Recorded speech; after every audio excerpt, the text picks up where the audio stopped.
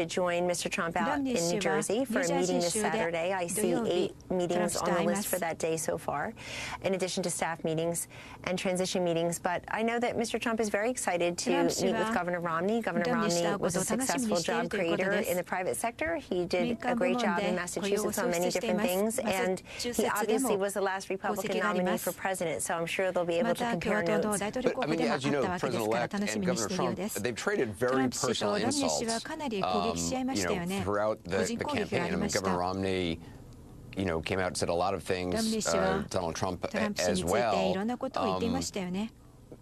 In fact, let me just play for our viewers, just to remind them some of the comments that were made. Let me just play this sound. Donald Trump is a phony, a fraud. Mitt was a disaster as a candidate. He's playing the members of the American public for suckers. Romney let us all down. He was a very poor campaigner. He gets a free ride to the White House, and all we get is a lousy hat. Romney choked like a dog. He choked. He went. His promises are as worthless as a degree from Trump University. I have a lot of friends. No, I have a lot of friends. By the way, Mitt Romney is not one of them. And Romney, had said that then candidate Trump's foreign policies would make America and the world less safe. He was critical of Vladimir Putin and Russia. He named it as the top geopolitical concern for the United States when he was running. Do you think they could actually work together? I do. And I think what happens with consensus builders and good negotiators and successful businessmen who know you have to take the counsel of many different people, rivals, allies, is that they find a way to work together if it's appropriate, Anderson. And look, I think in politics, people look at each other through these blue and red lenses, but businessmen like Romney and Trump, they tend to be able to shed those gladiator outfits of blue and red and try to solve problems and come together. I think it'll be a productive conversation. I'm smiling thinking about how maybe that is how Hillary Clinton got the Secretary of State's job after she had terrible things to say about Barack Obama and her after they were primary rivals in 2012. And had to be that way. But that's what happens. Well, I mean, Barack Obama, Senator Obama at the time had said that Hillary Clinton will say anything to get elected. True. I remember saying that. It happens. I mean, this happens in the fog of war. Bernie Sanders and Hillary Clinton exchanged barbs. I would say he threw some shade on her just this week after she lost. But at the same time, we have.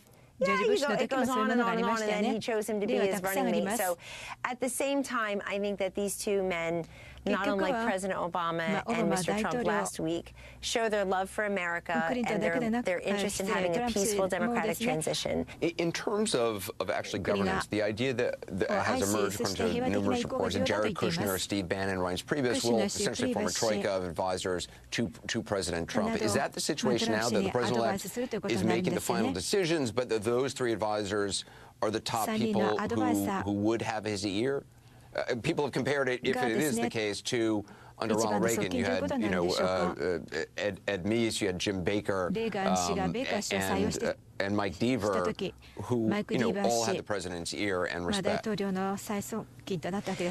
3 men that you mentioned, Jared, Steve, and Reince, are all incredibly important to President-elect Trump, were during his campaign, are now in transition, and one can reasonably assume, take it to the bank, that they will all be very important and constant voices within the President-elect's ear. Yes, you're right. He makes his ultimate decisions, but what I've always found with President-elect Trump is that he's an excellent listener and a great and an eager learner. And anybody who's in his company, Anderson, gets it right in return. There's also reporting from the New York Times that Jared Kushner believes he would not be prohibited from serving the White House by federal anti-nepotism laws if he didn't take a salary, put his assets in a blind trust. Is that your understanding as well?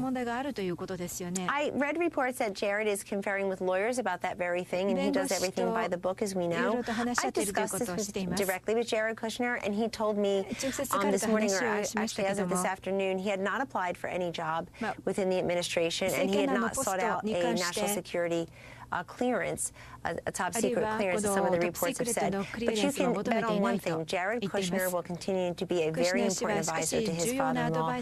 All of the, quote, kids, as they call them, the Trump kids, support, and their spouses, support Mr. Trump and his supported him tremendously in his presidential run and will continue to do that.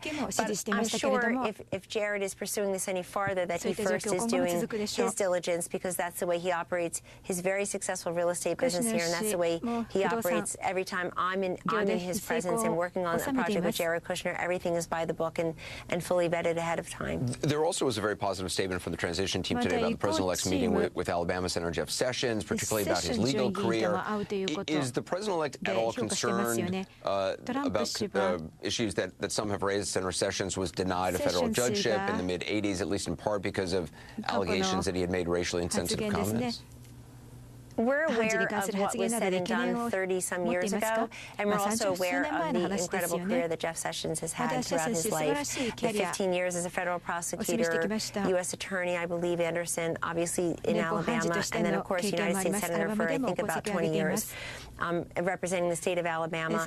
A man who I think was the only person in the United States Senate who had neither a primary nor a general election opponent last time he ran in 2014. And I think that if anybody had a problem with his record, they would have just run against him and made that very clear. But Senator Sessions would be qualified for any number of positions. Final question to you. Do you want to see, when Donald Trump becomes president, do you want to see him continue to tweet? You and I have talked about this, and we've talked to the candidate about it.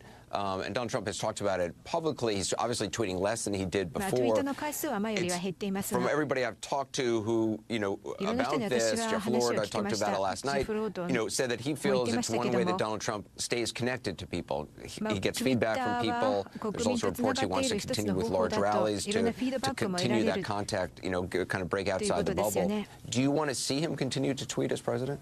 So my first and most important thing for President Trump would be that he does continue to connect with people. It's how he got here. It was the lifeblood of his candidacy. It really gave him oxygen to be with thousands and thousands of people, taking his case directly to the American people. And I predict that he will continue to do that, not just through a TV camera at the bully pulpit, Anderson, and not just on the world stage, but literally going to visit Americans, and not just because he needs their votes. So I don't know what the Secret Service, I don't know what the protocol, I don't know what presidential protocol will dictate in this case, as goes social media platforms like Facebook and Twitter.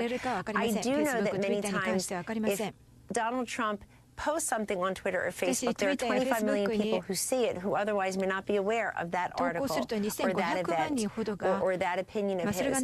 But at the same time, I'm sure that there are those who are in charge of security and presidential safety that will weigh in on this particular question. I hope they do. But at the same time, I hope, however, Donald Trump can continue to show that he is connected to people, which really was the secret sauce of his candidacy and how he became the next president of the United States, that he will do it. Kellyanne Conway, thanks very much, Kellyanne.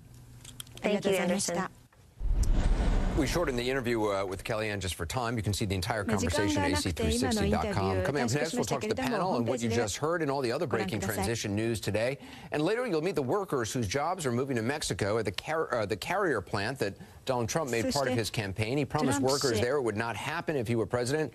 Now that he's won, see what those same workers have to say. Some of it might surprise you ahead. I'm Paula Newton, and these are the top business headlines. Janet Yellen says she'll serve her full term as chair of the U.S. Federal Reserve, and that Donald Trump's election win has done nothing to change the Fed's plans. She told U.S. lawmakers the central bank could raise interest rates soon. The Fed's next meeting is in mid-December. Mexico's central bank raised its key interest rate by half a percentage point to 5.25%. Bank of Mexico officials say the view for the global economy has become more complex. It's trying to support the peso, which tumbled last week following Donald Trump's election victory. U.S. regulators hit J.P. Morgan Chase with a $264 million fine for corruption, saying the bank tried to win business in China by giving jobs to the children of key officials. The settlement comes after a 3-year investigation and is one of the largest crackdowns of a bank for running foul of the Foreign Corrupt Practices Act.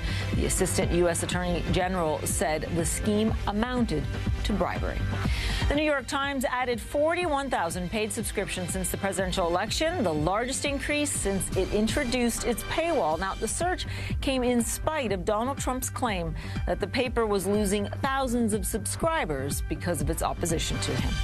Those are the top business headlines. I'm Paula Newton in New York. Well, before the break, you heard Kellyanne Conway seem to leave the door open to the possibility that candidate Trump's arch enemy during the campaign, Mitt Romney, could become President Trump's Secretary of State or have some other role. He's